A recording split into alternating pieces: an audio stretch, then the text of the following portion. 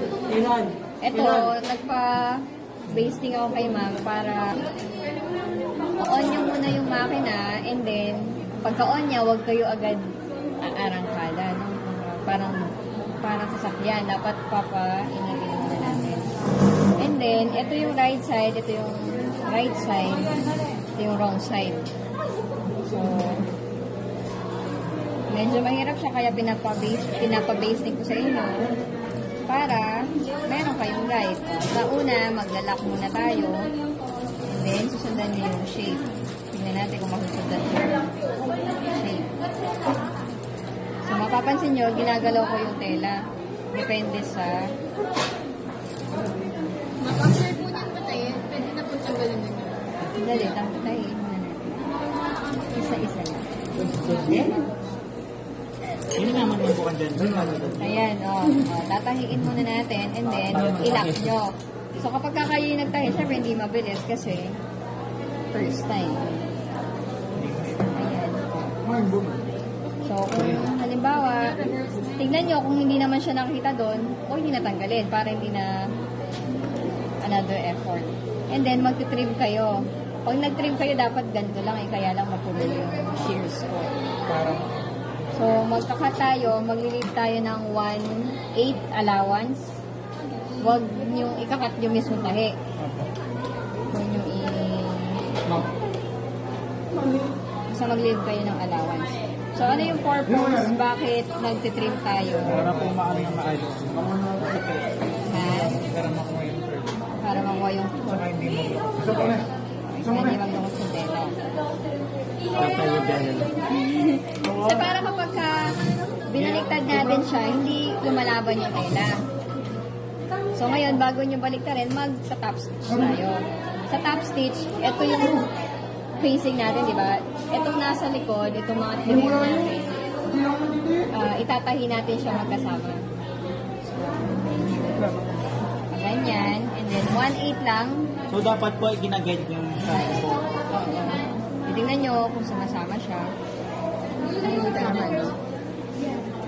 Kahit hindi na tayo mag-lock sa top stitch. Bakit po? Wala, yun sabi ng teacher ko kahit. Pero kung gusto nyo mag-lock, hindi mag-lock kayo. O, yan, isusunod, i-open nyo yung tela. Kailangan flat siya. Susunod nyo dun sa shape. So, ayan, expect nyo kung may nauna sa inyo sa makina, matagal siya.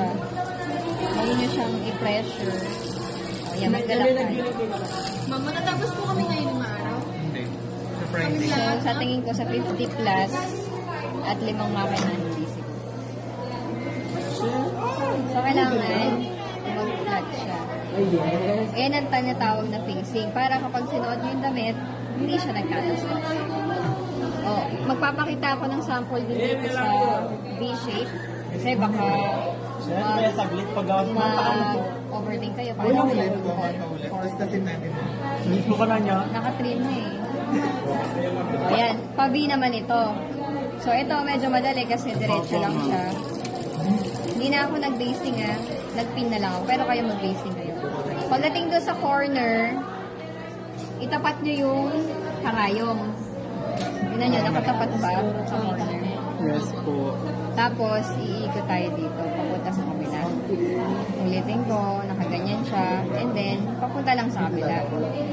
Para diretso ulit.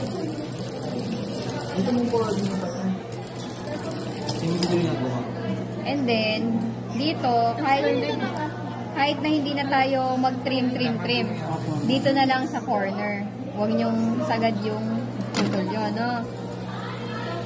Tapos, anong gagawin natin? Top stitch. Top stitch. So, top stitch tayo. Same lang din. Ano yung isasama natin sa top stitch? Yung pong sa ano? Yung allowance. Sa loob. Or yung allowance. Pwede mag-lock, pwede. Mag-lock na lang tayo. Tapos ako nila. Hanapin nyo yung corner. Pagkabanda dito na, baga na, lakad dito na. Lakad nyo. Kaya sa corner na, ganun ulit. I-open lang natin siya.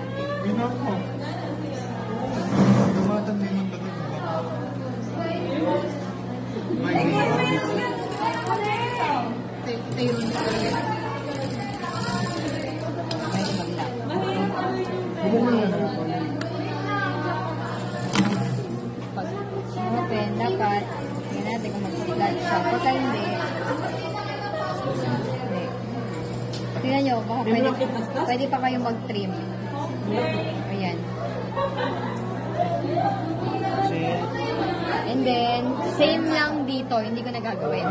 Yung sa ano po, ma'am? Pero ang ipapakita ko yung sa bias. Bias po. Sana, ano yan. Bias naman tayo. Dapat ito right side. Ito kahit na sa wrong side. Pwede naman. So, dito, di ba dapat naka-base din kayo? Pero hindi na ako mag-base din. Pero, papakita ko lang ano yung gagawin niya kapag may corner siya. Kasi kung round lang, medyo madali naman. Wala nang... Dito magte-trim-trim din kayo, no? Para hindi na malaban yung tela. So, diretso lang. Pagka corner na, lakad nyo. Tapat nyo dun sa part na dito. Pag ganun. Oo. Ngayon, iikot na naman tayo. I-move nyo lang to. Liliko lang kayo. So, kaya kailangan bias siya para pabayas yung cut niya para hindi siya lumalaban. Ayan, corner lang ulit. Huwag nyo hilahin ko kasi para hindi siya